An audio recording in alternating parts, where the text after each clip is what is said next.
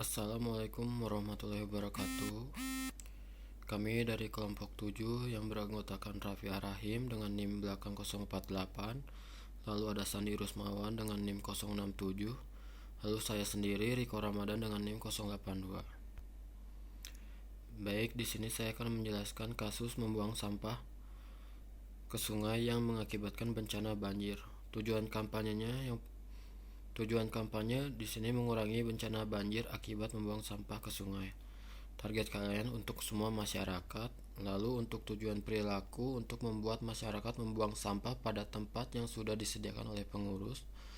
Lalu untuk tujuan pengetahuannya untuk mengetahui dan memahami bahayanya akibat membuang sampah ke sungai yang bisa mengakibatkan bencana banjir dan menjadi kerugian untuk masyarakat itu sendiri.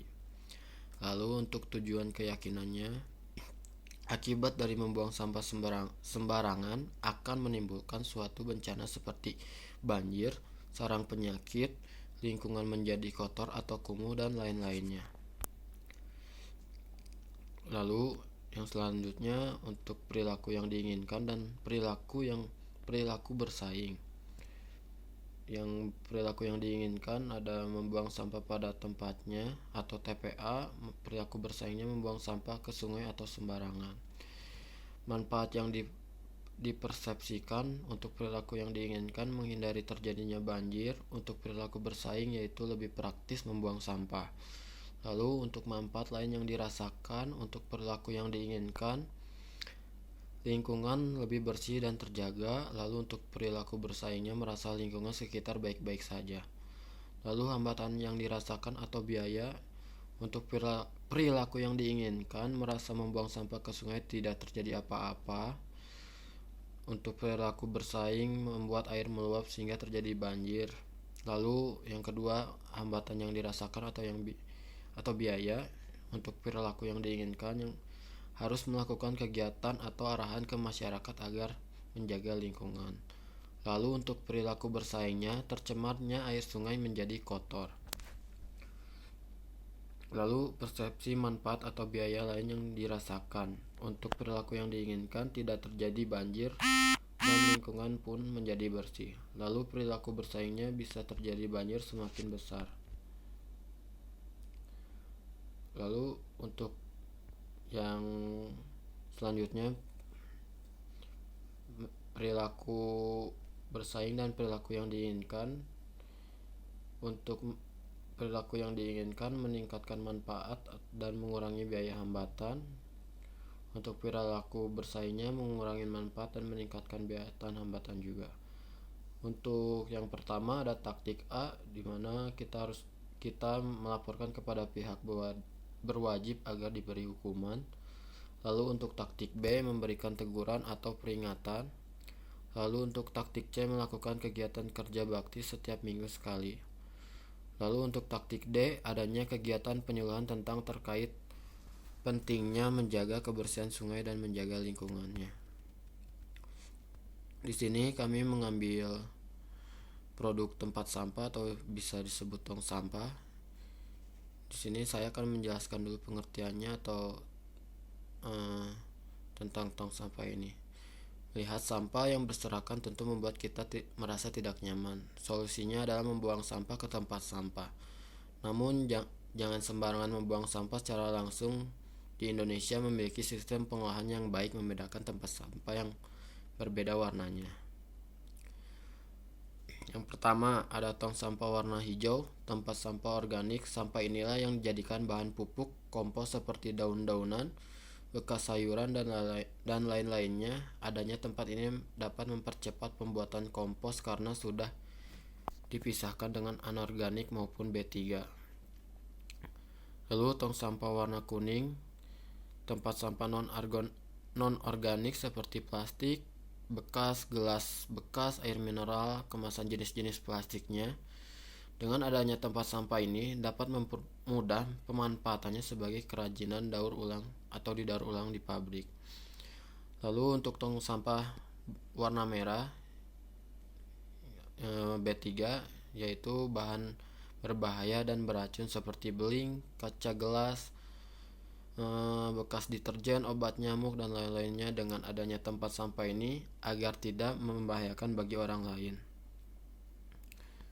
Lalu di sini ada produk sosial marketing, melihat keadaan sekitar di mana banyak sampah di lingkungan di sekitar wilayah Gang Sayur Cijerah, di mana warga merasakan tidak nyaman karena adanya sampah di sekitaran sungai, sehingga warga meminta solusi kepada pihak terkait pengurus agar segera memberikan tempat sampah dan diperbanyak sehingga tidak adanya pembuangan sampah sembarangan atau ke sungai.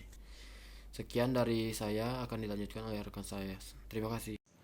Saya Raffi Rahim akan melanjutkan presentasi yang sudah dijelaskan oleh rekan saya. Di sini ada produk inti manfaat untuk menjaga kebersihan lingkungan, mengurangi pencemaran penyakit. Untuk produk aktual memilih sampah organik, anorganik, dan B3, residu dan anorganik berbahan kertas. Untuk produk tambahannya, sediakan kantong sampah jika tidak ada tempat sampah dan membawanya ketika menemukan tempat sampah. Slide selanjutnya ada tiga tingkatan produk. Yang pertama, melakukan sosialisasi kepada warga untuk selalu menjaga lingkungan dan merawat kelestarian sungai agar tidak tercemar oleh sampah. Untuk yang kedua, kesadaran warga terhadap membuang sampah pada tempatnya dan selalu menjaga lingkungan agar tetap bersih. Yang ketiga, melakukan kegiatan gotong royong untuk membersihkan lingkungan sekitar dan sungai. Slide selanjutnya ada biaya moneter. Tong sampah yang dikeluarkan untuk setiap gang di satu RT tong sampah 50 liter Bio Earth Green sejumlah 15 pak. Dengan harga satu paknya itu Rp130.000.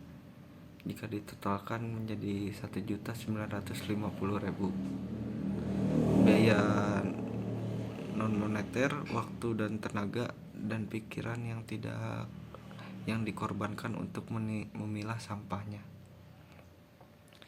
Slide selanjutnya, taktik yang berhubungan dengan harga di mana digunakan untuk mengatur biaya.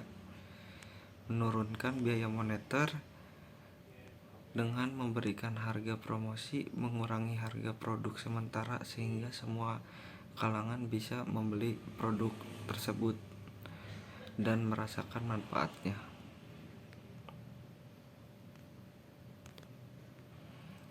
Slide selanjutnya ada kesadaran dari diri sendiri merupakan awal dari dalam hal menjaga lingkungan dan membuang sampah pada tempatnya akan memberikan pengaruh yang besar terhadap lingkungan. Slide selanjutnya, saluran distribusi. PT Raja Tempat Sampah sebagai pemilik produk yang melakukan aktivitas pembuatan tempat sampah dan penjualan tempat sampah kepada penyalur dan distributor. Artinya, PT Raja Tempat Sampah bertanggung jawab terhadap ketersediaan barang atau produk. Distributornya bertugas melakukan pembelian produk dari PT Raja Tempat Sampah untuk dijual kembali kepada retailer untuk dipasarkan lebih luas. Retailer, supermarket, atau pasar tradisional sebagai retailer melakukan kegiatan transaksi jual beli secara langsung dengan konsumen. Konsumen merupakan pembeli paling akhir yang bisa memanfaatkan produk ini untuk digunakan sebagai barang sehari-hari. Slide selanjutnya akan dijelaskan oleh rekan saya. Assalamualaikum warahmatullahi wabarakatuh. Di sini saya akan menjelaskan tentang sub CPMK 10 menciptakan pesan. Di sini kami akan mengkampanyekan bergerak menjadi lingkungan yang sehat dan bebas sampah. Pesan utama dari kampanye kami adalah kebersihan sebagian dari iman. Sasaran utama dari kampanye kami yaitu semua kalangan, terutama untuk wilayah perumahan yang berdekatan dengan sungai, agar dihimbau tidak membuang sampah ke sungai atau membuang sampah sembarangan. Yang sebenarnya kami ciptakan untuk warga Kampung Sayuran Gang Manunggal 2C, Jalan Cijerah, RW 09. Tujuan dari komunikasi agar masyarakat sadar dalam melakukan tindakan yang sudah mereka perbuat dalam membuang sampah tidak pada tempatnya dan berhenti membuang sampah di sungai. Manfaat untuk dijanjikan yaitu terhindar dari bencana banjir, hidup dengan lingkungan yang sehat dan nyaman dan suasana yang lebih indah. Support to promise, yaitu yang pertama terjadinya banjir atau air yang meluap di wilayah RW 09 Kampung Sayuran pada tahun 2018. Jadi pernah terjadi banjir sekitar sebahu, yaitu berada di posisi RT 04 karena berada di dataran yang rendah. Yang kedua ada banyaknya orang yang terkena penyakit yang dialami oleh korban banjir seperti panu, gatal-gatal, dan kurap. Mungkin itu semuanya hanya adalah penyakit kulit. Dan mungkin ada lagi yang belum saya sampaikan dan saya belum tulis di sini. Yang ketiga, banyaknya barang-barang yang hanyut dan rusak akibat banjir. Jadi bukan hanya penyakit kulit saja yang dialami oleh warga RW 09 yang terkena dampaknya. Ada juga barang-barang yang rusak yang akhirnya tidak terpakai yang juga hanyut. Pembukaan. Di sini ada pembukaan. Yang pertama ada himbauan dari pengurus setempat. Yang kedua ada sosialisasi antara warga atau masyarakat. Dan penentuan posisi.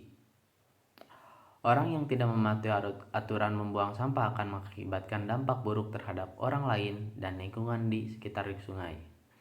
Pemasaran spanduk atau poster di setiap sudut jalan agar masyarakat dapat melihat isi dari poster tersebut sehingga masyarakat mempunyai kesadaran tersendiri agar tidak membuang sampah ke sungai.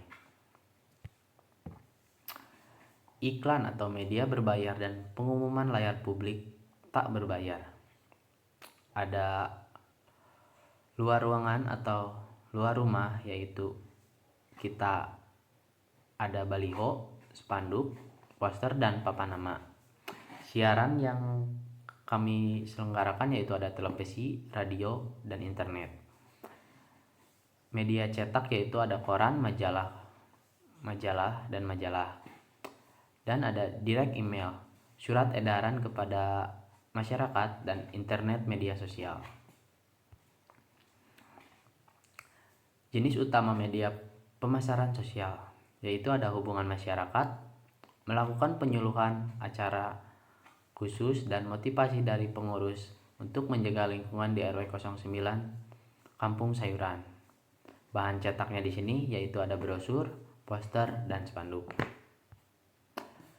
Jenis utama media pemasaran sosial, kami ada barang promosi khusus seperti paper bag dan kaos. Yang kedua ada barang sementara, ada stiker dan tisu. Yang ketiga ada item fungsional yaitu tong sampah dan kantong sampah. Tanda-tanda dan tampilan yaitu ada spanduk dan poster. Penjualan pribadi yaitu kami ada tatap muka dan presentasi. Media populer yaitu ada TV, radio, dan internet. Sekian presentasi dari kelompok kami. Mohon maaf apabila ada kesalahan. Mungkin itu saja dari kelompok kami. Sekian, wassalamualaikum warahmatullahi wabarakatuh.